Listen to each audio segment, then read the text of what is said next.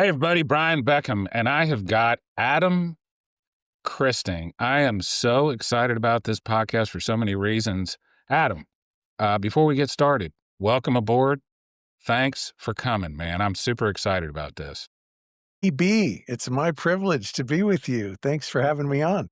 Thank you for saying BB, by the way. I've started using that BB a lot. You know why? Because just read a book on LBJ and a book on JFK, and I was like, those guys did this on purpose. So I'm going to start being BB. So I'm telling everybody call me. Nobody does it, but anyway, thank you for saying BB. What's your middle name? Augustus, B-A-B. So it'd be Okay, B-A-B. Yeah, that's which kinda is cool too. I bad. have a friend who's a, speaker agent, and, so I'm AC, Adam Christing, and he's Nice. BC, Barrett Corder, and it's the strangest thing. Maybe it's almost sets the table for what we're talking about, but it's not hilarious, but I'm like, "BC," he's like, "AC." It's like we just got this little bond with our initials, Yeah. you know? Yeah. Well, and it's funny because, like, people that you're really close to, you tend to call them by something other than their names. Like, when one of my really close friends says, "Hey, Brian," I'm like, "Dude, who are you talking to?" Because it's always Beckham or Beck or BB or Bex or something like that. When they say Brian, I'm like, "Dude, what's wrong with I had you?" someone, very polite person, I'm older than she is, and I hadn't seen her at her place of work for 20 years. And she remembered that I'm a member of this famous club in Hollywood called the Magic Castle. You have to have a pass to get into this club. And so she emailed me, Mr. Christing, would you be so kind as to provide these passes again? And I wrote back, I said, certainly no problem. And I said, please call me Adam. Sincerely, Mr. Christing. And she said, I laughed out loud. So yeah, Yeah. sometimes the dumbest things, but the familiar, like when we're bonding, like you telling me about your background as an attorney, someone who's passionate about learning and leadership. It's like I'm always looking for ways, can I create a inside connection with someone? And where it gets challenging, like I'll give you a quick example. I was on stage, maybe 150 people, and they told me that this one gentleman in the front row was the founder of this nonprofit group. And everybody was wearing lanyards, name tags, and I'm doing some stand-up comedy, a little bit of comedy magic, and I look at this guy, and he's just laughing his head off, and I said, "What is your name, sir?" I didn't know he was from, East Texas, and he goes, "And" I honest to goodness, I was having a hard time understanding. I said, "One more time," and he goes, Yeah. "Ken," and I said, "Is that 1 syllable or 2?" And then I kept calling him Kian, and it became such a thing, Brian BB, that he, the meeting producer changed his lanyard, his name tag, and wrote Kian, and it just became this running gag, and so I saw him a year later, and he was still wearing the Kian name tag, and so, comedians call these things callbacks, where you're bringing back to life a shared memory. I don't know what it is about human nature, but we just get into that.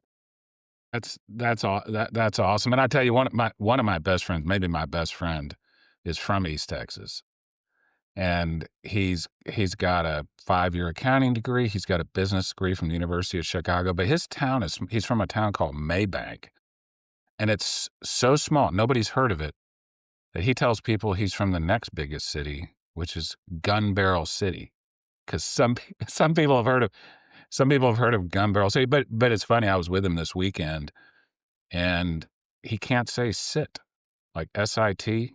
He's unable to say he says set, S-E-T. That's right. We sat next to you. We sat next to you. That's right. I I'll tell you, so I'm Texan, I'm Southern. We use the word y'all a lot to refer do you know what the plural of y'all is? I'm gonna A lot of guess people don't all know this. y'all? Close, y'all all. Oh, that's Y'all new. all. Yeah. I just my wife and I just moved to, Western North Carolina. I'm from Los Angeles originally, and so, yeah, I've had to learn that kinda thing, y'all. I tell people, we live in a town. I went from LA, millions of people in Southern California. A town of 8,000 people is called Brevard. It's kind of like, Andy Griffith's Mayberry.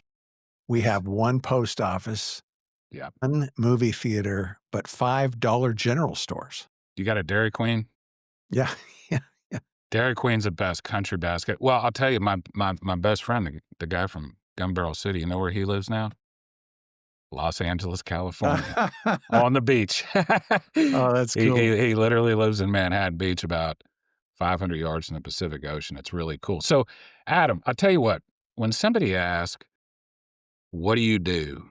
Like, what do you do, Adam? Like, tell what how do you answer that question? Like, what's the answer to that It's question? funny you asked that. I've been doing whatever this is for about 4 decades, and my mom, who's now about 88 years old, honest to God, BB, she says to me, "So you think you're gonna get a job sometime?" And, one time I was doing a gig and really crushed. These people had had a few drinks, insurance, uh, awards program or something, and I got a standing ovation, which doesn't happen all the time, and this woman very sincerely came up to me afterwards, and she goes, "That was amazing." She goes, "What do you do?" And so my goal has always been to just get people laughing together, and so my goal has never been like, "Oh, Adam's the funniest guy I've ever heard."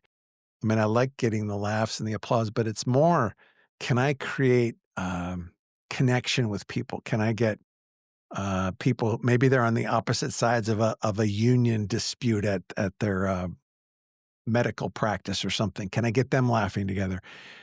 If I'm with a group that's mixed politically, can I get them laughing together? Can I get Baptists and Catholics laughing together? Whatever Yeah. it is. And it's strange how it really is magical when, like, you can't be mad at somebody. Like, let's say there's tension with management and staff. If you put the manager or the staff on stage together, have them do something fun, you just kind of notice, even physically, the tension just kind of dissipates. Yep. You know, my wife and I have been together for 25 years, and I think that I'm a very dumb man in so many different ways, but the one thing I've always been able to do, Adam, is I can make her laugh, and, Well, that's like great. yeah, like, and it's sometimes I can, like, literally make her tear up and, like, get a little sick, like, she's and I'm like, the second I lose that, I have nothing that she's gonna be interested in at all. I'll tell you, the first time I met my wife, I was going to Mexico. I was a single dad. I was kind of down, and a buddy of mine was supposed to fly with me from Los Angeles, Mexico. We're just going to hang out, play chess, whatever. And he canceled on me. So I said, "Well, I still got the ticket. I'm going." And I'm goofing around with some couple. In fact, they were newlyweds, and I was showing them a card trick. And this beautiful woman walks up to me. Never met her before. She's from Canada, and she says, "Hi, I hate magic." And we've been married 25 years now. And so, like for you guys, that humor, and I think this is true whether you're talking about business or law or relationships, it's like this glue. And once you know somebody's laugh language and know, you can almost like play the strings of their instrument and make them laugh, you know? So my wife Yeah. and I both love language. So she's into poetry. So I might hit her with a crazy pun or something like that. And then she will mock me. Like, I can have an audience busting up at a live event, and then the same bit doesn't play for her. And we both laugh about that. You So laugh about that, yeah. yeah, Yeah, my favorite pun is and a little kid told me this joke, and so imagine, like, a five-year-old kid telling you this joke. He walks up to me, he goes, "Did you hear about the dog that limped into the bar and said, 'I'm looking for the man who shot my paw'?" I think that's the cutest that is joke funny coming from stuff. right from a Yeah. little a young kid, and when you were a kid, by the way, you got into magic and comedy and things like that. You referenced the, Hollywood Magic Castle. You were I think you joined as a teenager. You know, most of the people, quite frankly, that listen to my podcast are leaders in some capacity. So they're CEOs, they're military leaders, they're political leaders, they run businesses, they're professionals. How is tell us a little bit about how you got into magic and comedy, what the Magic Castle is, and, like, how that taught you how to handle a room, like, how to handle a group of people. Yeah, it's crazy. I used to get in trouble in school for things I get paid to do now, being the class clown.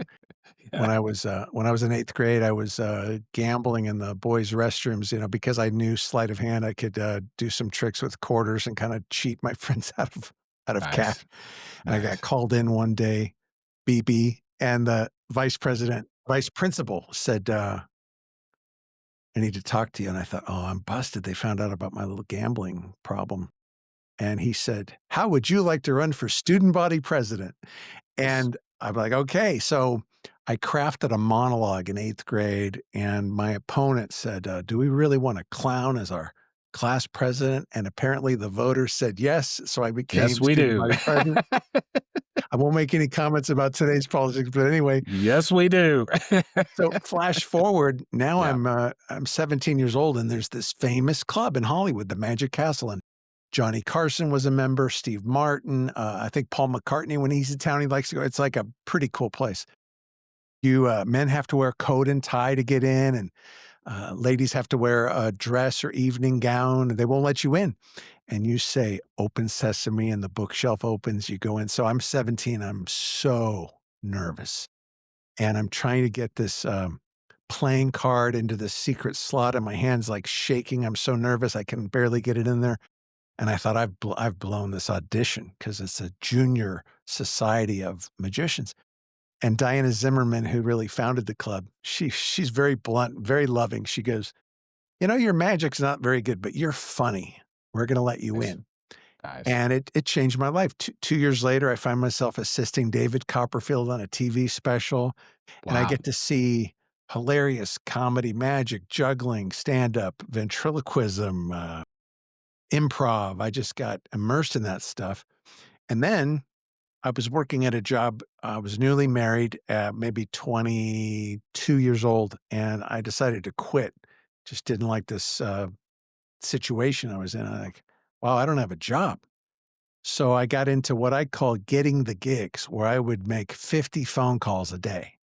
And I would call schools and corporations and churches. And I would just, instead of saying, "Hey, I'm really funny, book me," I would say, "You're trying to tell kids to say no to drugs. I have a comedy show that'll get them laughing and get them saying yes to their dreams."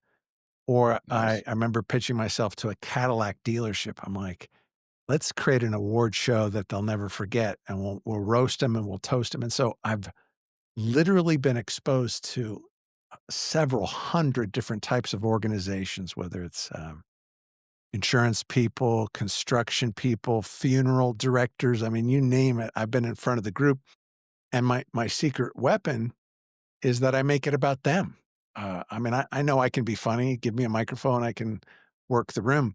But if I can get some inside scoop about this guy's golf game or her coffee addiction or whatever it is, that stuff would not play at the Comedy Store in Hollywood, but at the Cadillac dealership where we're roasting and toasting Tony, it's like comedy gold. Yeah. The first question that kinda came to mind when when you started talking about this was, do you tailor your presentation for your audience if you can? Like, do you try to is it the same kinda shtick or speech or, performance regardless of whether you're talking to, uh, 355-year-old slightly overweight insurance agents versus a birthday party for Beyonce's kids or something like do you tailor And by the that way, I have done birthday parties for celebrities, and I Yeah, won't name names, but in Hollywood, Beverly Hills or whatever, I was once booked to do, this is what a bad marketer I was, Brian. I mean, the worst. This celebrity called me up and said, I was probably 17 years old. I said, "I have $50 to spend on a birthday party." And I said, "Well, I only charge 40." So, not the best perfect. negotiator at that time. Yeah. But, yeah, I'll give you an example. I was hired by, KPMG to roast 11 of their retirees. They gave me 1 hour, so approximately 5 minutes to, and so I probably spent 15 hours writing jokes, and the key was, tell me the uniqueness, the eccentricity about each of these retirees. And so, let's say Jerry is known for being a flashy dresser, and Sheila, everyone jokes with her because she's cheap. And so first I made sure, like, okay, are they cool if I go after them on these little quirks? And once we got the green light, I had to write about 8 lines about each one of them. And man, they were dying laughing. And the people who laughed the most were the the ones being toasted and roasted themselves, and so, Nice. now that looked Nice. very spontaneous. It looked like I was just kinda riffing, but as Mark Twain once said, "It takes me 3 weeks to prepare a good impromptu speech." I love that. He's got another great quote. I would have written a shorter letter, but I didn't have enough time. I love that kind of stuff. And like, let me real quick unpack what you said. Because, first of all, the very first thing you said was you really try to learn something about your audience. Like, you try to tailor it to the extent you can to your audience. And one of I tell you, I've been doing this leadership podcast for quite some time now. Every single leader I've talked to, basically almost without exception, military, sports, New York Times bestselling authors, you name it. The number one principle is leadership is not about yourself. Your comedy show is not about yourself. It's about the people you're serving, right? Yeah, as a comedian, you're serving these people. So, and then the second thing is, you talked about it looks impromptu, but it's a lot of work. There's a famous speech that General Douglas MacArthur gave. I think he gave it to West Point, and the ending of the speech was basically something like, "Old generals don't die; they just fade away." And like he made it seem like the whole speech was completely impromptu, but he spent weeks and weeks working on that quote impromptu speech. So, how much time? I'm curious to know because one of the things I want to talk to you in a little bit of detail, if you have some time, Adam, is like how you prepare for a presentation, how you deal with whether you still get nerves, if you do, how you deal with them. One of the ways I found as a trial lawyer, I've been trying cases where millions and millions and millions of dollars or somebody's freedom for 25 years. I still get super nervous before every single trial. And I've tried all sorts of different tricks to fix it. I've tried to reframe it into excitement. The one thing that I've found that works is if I write down verbatim every single word I want to say, it relaxes. I don't read it verbatim, You but write if I down have the words you're going to present or words that encourage you. I write down exactly what it's funny because I have a younger kid that works for me. He was a debate champion in college. I used to get up there and just, I'd know about the case and I'd write out a bunch of stuff, but then I would get up there and I'd speak extemporaneously with no notes. And I was like, he said, "Why do you," he said, "in debate, we write down literally every single word we're gonna use just so we have that there in case we need it." Winston Churchill was the same way, by the way. He's one of my heroes. When he would give a speech, he would not only write down every word, he would write down, pause for effect, take a second here, expect some commentary here, stuff like that. So it's super duper detailed. But When you think but I about this, I have to interject on that one, yeah, Brian. sure, sure. I'm a Anytime you Winston want. Churchill fan, big Yeah, time. yeah. You think about this, maybe the 2 most important figures, I mean, Stalin would certainly be up there, but Hitler and Churchill, it was like a war of words. Hitler was a masterful speaker, persuader, and Churchill crafted words that not only all of England could rally around, but all of the West. There he is right behind me. Right See him? on. Yeah, that's him right Well, behind me. this is kind of embarrassing and not so romantic for my wife, but I have a Winston Churchill bust, next to the bed, my side of the bed. I Yeah, love it. That's yeah, and I awesome. wa he Little he was creepy, very but also humorous. I mean, awesome. you wouldn't think of him as a stand-up, but, like, when he said, "We are all of us worms, but Yeah, I do believe I am a glowworm." yeah, I love that. I am, like, beyond a Winston Churchill fan, and, he spent so much so you talked about spending, I think you said 15 hours working on a, quote, "impromptu speech" or an extemporaneous speech. What do you do, like, as a comedian or somebody that does magic and jokes and things like that as an entertainer, what does your preparation look like? And so that's the first part of the question. Second part of the question is, do you still get nerves? And if so, what do you do about it? Well, yeah, let me answer that one first because I now get nervous when I don't get nervous. So sometimes I'll have this inner dialogue going, I've literally done more than 4,000 humor presentations in the last 4 decades. I still get nervous every single time, and what I've learned to do is you might call it reframing it, but I just say embracing it. I just think, you know what? This is adrenaline. This is my body saying it's game time. Athletes feel this before, a championship game. I've been in chess tournaments where I get this adrenaline buzz. And so that's what nervousness is. It's a way of your body saying, this is important, make it count. So instead of trying to fight it, it's just like embrace it. I'm being empowered to, comedians say, I'm going to go out there and kill. I don't know why that Yeah. we use all this violent language. I murdered Break a him. No, leg, I kill. slayed Yeah. him. Yeah. But as far I also want to talk, I was a speech major in college. And if I do another book on presentation, I'll probably so you're getting a little sneak preview, but I use these 5 Ps, and whether I'm preparing a sales talk, a lecture, a keynote address, I'll just hit you with them real quick. They're all 5 P letters. So the first one is pow. I wanna grab them. I want to assume that they're not paying attention. So that could be a startling statistic, could be a joke.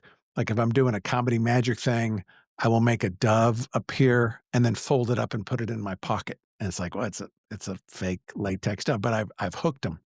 So hooking them. The next one, this is the one speakers, and when I say speakers, presenters forget, and that's pain. We jump into our solution before we've aggravated their pain. So take a few moments and talk about scratch where they're itching, right? You can't help them until you hurt them. That's a way of putting it. The next P is prescription. Okay, so what's your solution? You've reminded me that I'm dying or I'm overweight or I'm not cool with the opposite sex or whatever the pain point is. Now your prescription matches the problem that you talked about. And that might be 3 points, your prescription. That's usually the beef of the talk. And then here's the next 2 that many presenters skip: proof. Now, with a lawyer background, you might be thinking, well, cases or studies, but what I'm talking about is show me, don't tell me. One of Yeah. the best courses I've ever heard in public speaking, and my friend Bill Butterworth put it this way. He said, "Giving a speech is like building a house. More windows, less lumber. Let me see what you're saying." So if I was doing a course on how to be funny, I might call someone up on the platform and we would actually see them improve their joke or their delivery, right? It's almost like the before and after. So that P is called proof. And then maybe the most important, and I think any kind of speaker needs to tap into this, and that's purchase. What do you want me to buy into? What do you want me to believe? Do you want me to hire you? Do you want me to start an exercise regimen? What are you asking me to do? If you do that sequence of those 5 Ps, you'll really have, I mean, right there that I've just outlined what could be easily like a 30-minute talk. Now, as a comedian, I'm gonna prepare a little bit differently. I wanna know not so much what I'm going to say as who I'm talking to. Who is someone that everyone loves that I could have some fun with? What are some, sayings, acronyms, slogans? Who's the company's biggest competitor? But my biggest compliment that I get, Brian, and I don't always get it, but I often get it, is they say, "This was great. How long have you worked for our company?" They think I actually work for them Yeah. because I'm doing a deep dive. Now, I have many comedian friends who are coming in and basically doing their standard set, and it rocks. It's just so funny, but that's not my personality. My personality is I want them to bring me back year after year, so if I make it about them, then next year they have a different theme and they might have new customers or new attendees. We can do a whole new set of material the next year. Yeah. This is absolute gold. Like, everybody listening can benefit from. I'm sitting here, so we got POW, we've got pain, prescription, proof, and purchase, and I'm sitting here going, "This is my next opening statement," and try like, I'm gonna follow this outline. Any good speech starts with something that, like, you have to capture people's attention in some way, right? And, one of the ways to do it that I've heard is, "Let me tell you a story." Boom! All of a sudden, people are like, "Uh-oh, I like to hear Exactly. stories." I saw a TED Talk, I forget this speaker's name, but, it just grabbed me. He comes up as a serious like a theater auditorium setting. and he starts to light up a cigarette. Everybody's like, "What?" And he's like, "What? What?" And then he talks about diabetes as a bigger killer than smoking. Or so he's hooked me with his pow. Bam! With that Now I'm ready to bam! listen to the next thing. Yeah. Now you're ready to go. So, for those of you that are trial lawyers, CEO, business people, when you I mean, you've all sat in the conferences or the seminars where somebody goes, "Oh, such and such, Jim Bob Jimmy Smith is coming up here to give us a speech about last quarter." Boom, a PowerPoint slide goes up, and it's like an avalanche of words, and then he sits there and looks at the words that are on the slide that you can already read yourself, and then reads the words on the slide. And Right. and that oh, boy, I tell you what, presentations are a whole nother let me just real quick, do not put a bunch of words on a slide unless you want people not to pay attention to what you're saying. Put one image or something like that. But the point is, stop doing that, guys. Find out something shocking or gripping or super interesting that makes people go another thing is starting with a question, Yes. right?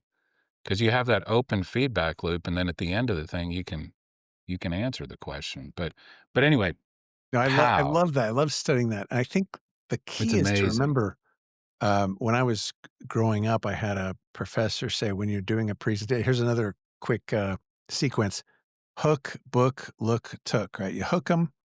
The book is getting into your content, and then the look is so.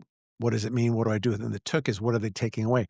I changed it in my mind to hook, book, hook, look, hook, took. So don't assume that once you grab their attention with the startling question or the great visual or whatever it is. I saw one CEO that I did an event. I was the MC. He rode in on a Harley and Born to Be Wild was playing. He hooked them, but Yeah. after that first 5 minutes, they weren't hooked anymore. So Then he put a you've got power to slide. you got to keep Yeah. hooking them. Yeah. Yeah, yeah, then he killed him with a PowerPoint slide, which Yes. literally had the speech on it. "Hey, if you're gonna do that, just give me the PowerPoint Yeah. slide." Well, One of the things, Adam, that I think so you're a, quote, "clean comedian." You have this, no gross, and it's a acronym GROSS. wow, you did a deep dive on that. Yeah.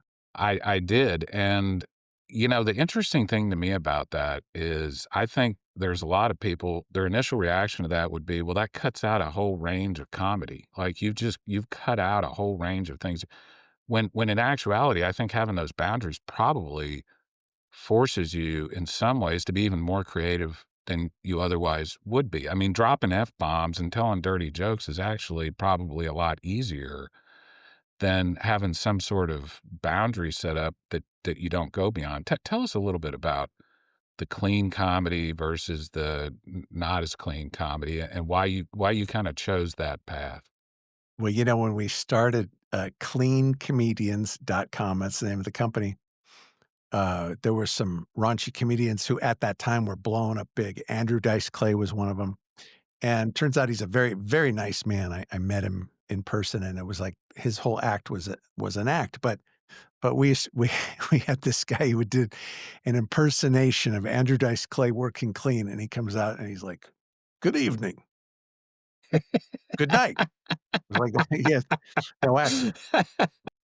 I think you're right. I think it is easier because humor is inherently shocking. And it doesn't mean it has to be profanity or sexual innuendo, but humor almost always has a jolt, a surprise.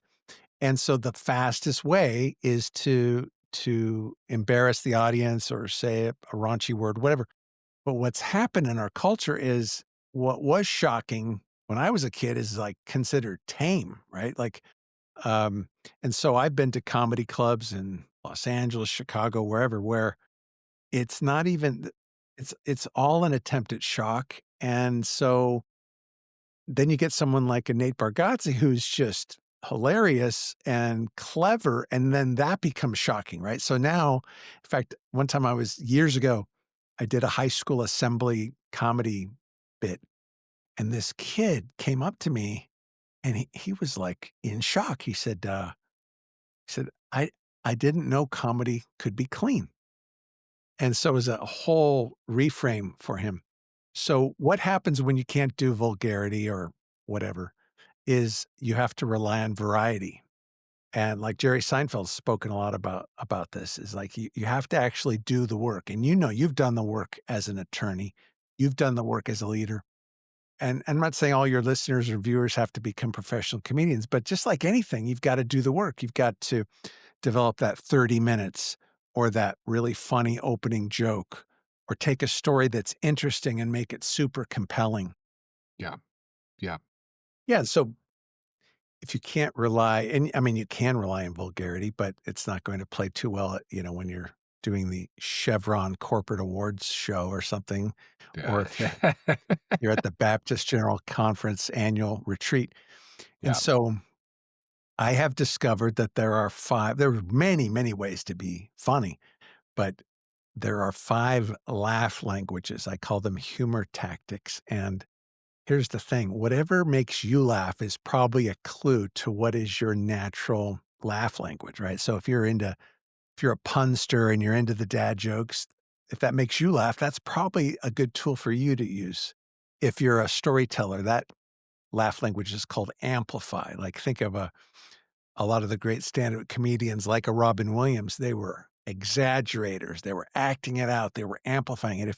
If you go to the grocery store and it turns into a story that sounds like, the Civil War or something like that, you probably gravitate toward being an amplifier. So once you find your style for making people laugh and smile, get into it, practice it, try it. It's almost like, maybe you're good at playing the guitar, but you're gonna get better if you keep playing the same song and learning it and trying it out. And a big mistake I see people make, Brian, is they try a joke and they go, "Oh, that bombed. I'm never doing that again." But if they had Yeah. taken that same joke and done it for their family at Thanksgiving or somebody's birthday party, they tried it out at their Rotary Club, and then when the chips are down, they tried it at that important sales meeting, let's say, they might have crushed with that same thing because they Yeah. felt more relaxed. They felt more confident. Are you telling me, Adam, that you weren't born funny? Are you telling me are you telling me the comedians like Jerry Seinfeld, when I saw him in Vail in March, are you telling me he didn't just walk up there and just start telling jokes? Like there's actually some work and some professionalism to this comedy? Like, are you telling me that people can learn to be funny? Absolutely, man. Absolutely. That is such a, and boy, that is I don't know if the insight's the right word or not, but some people just like think I'm just not a funny person.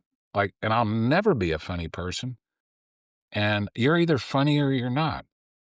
And you're here to tell us that just like just about anything else in life, you can work at it, you can practice it, and you can get better at it. So how would somebody do that? Like what if somebody's sitting there going, because here's what I'm thinking. Here's what's going through my mind. All right, Brian, BB, actually, BB. Next next time you have to give a speech, not in trial, but next time you have to give a speech outside of trial, you're gonna tell a joke. That's what I'm telling myself, and I'm already getting I'm already getting nervous about it, Yeah. and it's not I don't even know where I'm gonna be speaking because, like, telling jokes in like, bombing, "Oh, I just bombed," like, in front of a whole crowd of like, how do you get past that kind of, mental obstacle that so many people have? Yeah, I It's think one the thing to fir give a speech, it's one thing you gotta give a speech and be funny? Are you serious? Like, that's really, really hard for a lot of people. one of my buddies who sadly we lost, Steve Bridges, he used to impersonate George W. Bush, and he was on the Tonight Show with Jay Leno like 35 times. Hilarious. But he shared something interesting with me. He said he did not like being introduced as a comedian. He liked being introduced as a speaker, so then he could surprise them with the humor. So take the pressure off yourself. Like if you're in, let's say you're doing a talent show or something. If you're introduced as the funniest guy in the world, it's like the audience is going to be like this. But if you were introduced to give a serious talk or like if you're sharing in a legal setting, no one's expecting you to be funny. So it'll be a wonderful surprise when you slip in a one liner. And by the way, we both mentioned Winston Churchill. I was invited once to do a commencement address, and their theme was light, that they were like, bringers of light to the world or something like that. And so I dramatically, from my jacket, removed a golden 3 by 5 card, and I read that Winston Churchill quotation, "We're all worms, but I do believe I'm a glowworm." Now, got a chuckle, but I turned it into a dramatic moment. So you wanna give your humor, opportunity to land, and so avoid this mistake. Don't say, "Okay, I'm gonna do a joke now." Just do it, and then the other mistake is stepping on your own punchline, right? And so someone will do they'll get to the, end of their story or their punchline, and they'll go, "Oh, you didn't get it," or they'll start laughing, and, I mean, think of, I grew up with you probably did too, with Johnny Carson as maybe the greatest, Yeah, TV sure. talk show host of them all. He would get bigger laughs when he didn't get a laugh, Isn't that funny? right? Because he would be present and sit with it. So, the audience is actually rooting for you. Remember that, like, they don't wanna be bored. Isn't that So crazy? People think the audience is against them. Like the audience, everybody in the audience, like think about when you're in the audience and somebody's really struggling. Unless you are a complete psychopath, you're sitting there going, God, I hope this person does a good job. Like you're really rooting for them. Like, you are. we all are rooting for And them. so how do you feel when a speaker gets up and says, "They asked me to give this talk, and I'm really not prepared, but here I am." You're like, "Oh, then why are you up there?" Right? So Yeah. Yeah. every moment that you're whether you have 10 minutes or an hour to present, it's gold, and so make every moment count. Recently, I was booked, this is crazy but true, for the air traffic controllers, meeting, all the managers gathered, and, one of the speakers because we were in the shutdown during that time, one of the speakers couldn't be there for those reasons. And so I was supposed to do a 40-minute thing, and they said, "Can you do 70 minutes?" And so there's no way that I could have scripted out 70 minutes, but I used the 5 Ps I shared with you. And so I had planned for what I did is I broke it into 5-minute pieces, and I said, "Okay, I'm gonna go for a laugh here. I'm gonna go for audience participation here. I'm going to show a slide here and tell a story here." And so it didn't feel so overwhelming. It's like I just need to be engaging in these 5-minute chunks. One of the things you talk about, like when Carson would bomb with a joke or somebody else bombs with a joke, and they sit there and they just kinda, like, make a funny face, like, at how hilarious that is, and I think what that gets to is the power of silence, like, allowing silence to do some work for you, so, put that in another context, there was a famous trial lawyer, he's not with us anymore, but he would get up sometime they'd say the court would say, "Okay, Mr. O'Quinn, come give your opening statement." And he would shuffle some papers around and he would walk up to the podium and he would kind of get prepared and he would like take way too long to start speaking. Like it would seem like a minute or two. Most people just want to jump up there and start talking, but he would intentionally kind of fitz around, fuddle around with his stuff. And by the time the first words out of his mouth, everybody was in rapt attention, like, because you just wanted this guy to say something, and once he was ready, he would kinda peruse the jury for a little bit longer than most people, and then by the time he started and that's the power of silence. It's the same thing, like, for the lawyers in the audience. If you ask a witness a question and he gives you a dumb answer, the best thing that you can do is not say anything for a little bit. Yes. Right? Like, let it settle in. Same thing with a joke. I tell you, my favorite jokes personally are the jokes where you tell yourself the punchline in your own head. You know what I mean? And so I like the jokes where you tell a joke and then the other person looks at you and it takes a couple seconds for you can literally see the neurons connecting. And then they start laughing, right? Yes. But like you're saying, if you're too eager, if you move too fast, you kind of step over your own question. You step like, "Hey, lawyer, that witness just admitted that he killed Jimmy Hoffa. You might want to pause for 5 seconds so the jury can let that sink in before you go to your next question, Glad you right? mentioned this. I think the Yeah. pause is the most powerful thing in your arsenal, whether you're an entertainer, a lawyer, a speaker, uh, motivator. And it can feel risky because the pause becomes loud Gosh, so loud. and you can almost feel it, but what it does is it draws us in. And Yeah. I'll tell you, the other day I was at a corporate event, and I honest to goodness, I'm not a big self promoter or anything, but I knew that they were giving a copy of my book to every attendee, that when they went back to their hotel room, there was like a gift basket or something. So I wanted to get them excited. I said, you know, I've only got one copy, and I held up my book and I said, this is really funny. I said, let me just read a little bit. I didn't read anything from it, right? But I'm just having a My moment. So gosh, that that's is another awesome. secret, BB, That is is awesome. I if love you that. enjoy it, they're Yeah. going to enjoy it. It doesn't mean laughing at your own jokes all the time. What it means is I had a great, I'm not a, I'm a terrible actor, but I had a great acting coach who the one big takeaway I got is he said, you're not enjoying this right now, are you? And so that's coming across. If you don't want to be up there, why should we listen? Yeah, I think there's a long history of comedians being having depressive, episodes and kind of depressive personalities and stuff, and I think part of that is because comedians are some of the most intelligent people in the world. They understand the human condition.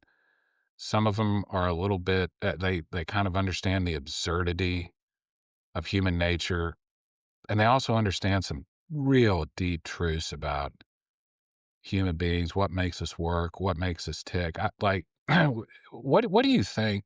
Like, I think there's comedians right now, especially, can say things that most people can't say because it's kind of cloaked in humor. But there's always like a real important underlying message behind some of the jokes. So, do you intentionally like try to makes any sort of, and you don't have to talk about what it is specifically, but do you try to make, like, really good points cloaked in humor? Like, That's such that's I think of it like, when you used to take a little, you had to take the medicine and your mom would give you a little sugar to make it go down a little bit easier. yeah. The co y you know? I would go to the doctor and my mom, I would be getting a shot or something. She'd say, think about Disneyland. Yeah. It's like, Yeah. Now you probably hate Disneyland. yeah, exactly. Um, but yeah, you've really touched on an important point. There was a great director, I can't remember his era, the 50s and 60s, I guess, Billy Wilder, and he said, "If you're going to tell people the truth, be funny or they'll kill you."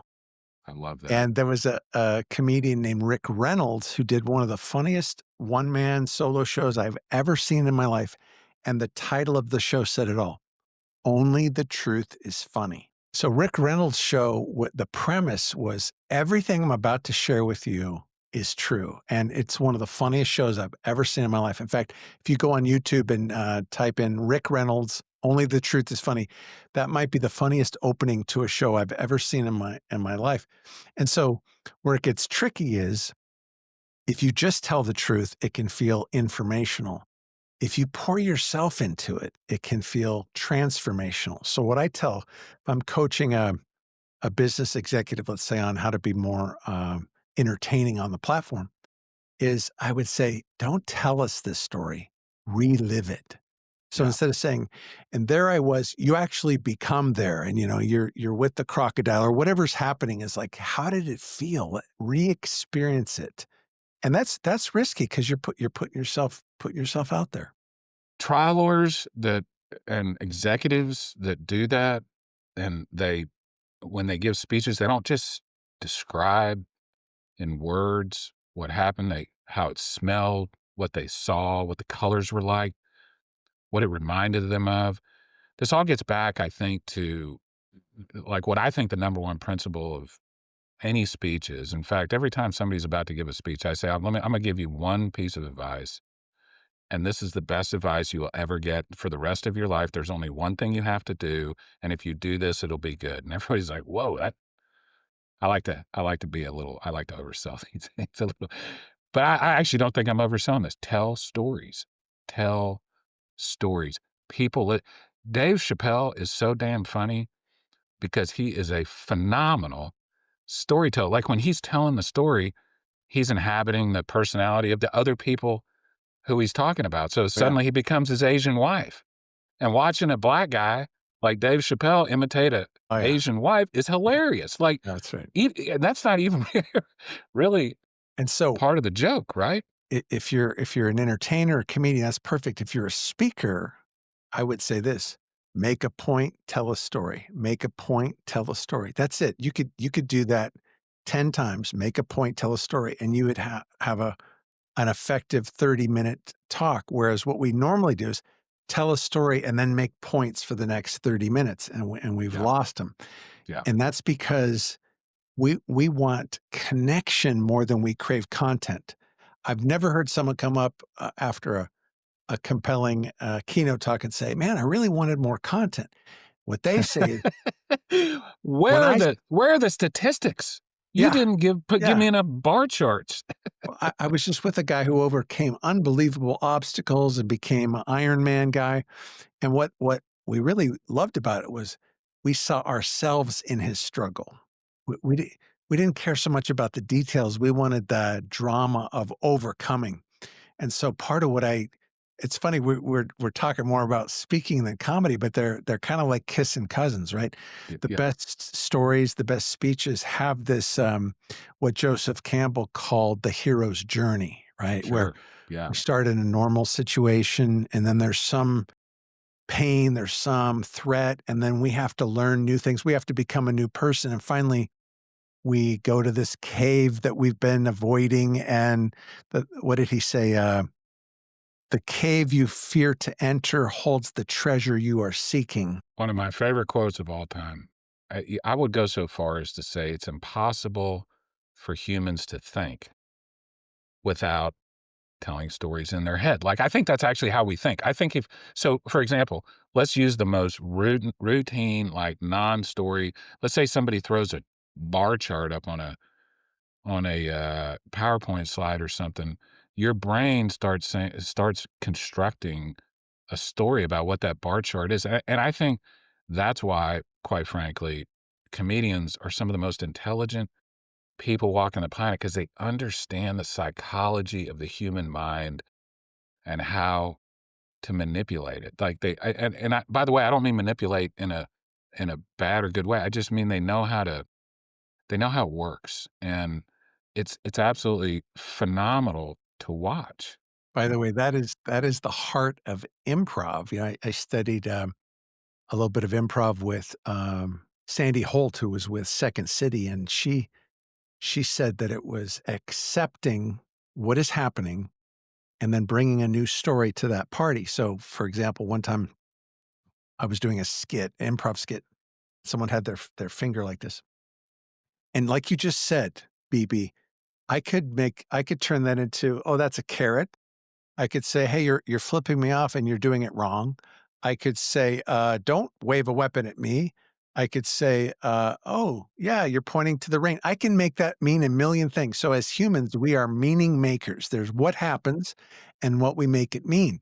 Adam, I know you gotta go here pretty soon.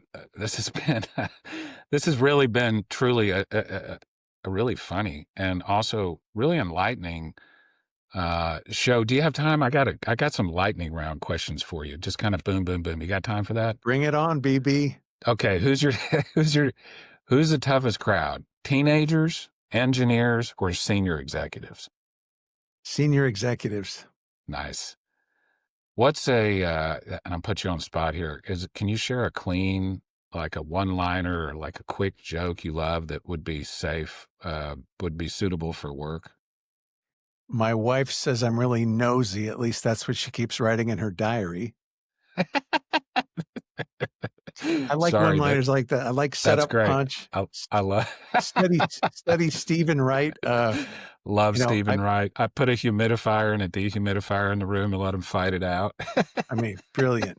Yeah, Rodney, my wife and I were happy for 20 years, and then we met. Yeah, I like set up punch jokes, yeah. My here's one. Here's a good little husband wife joke.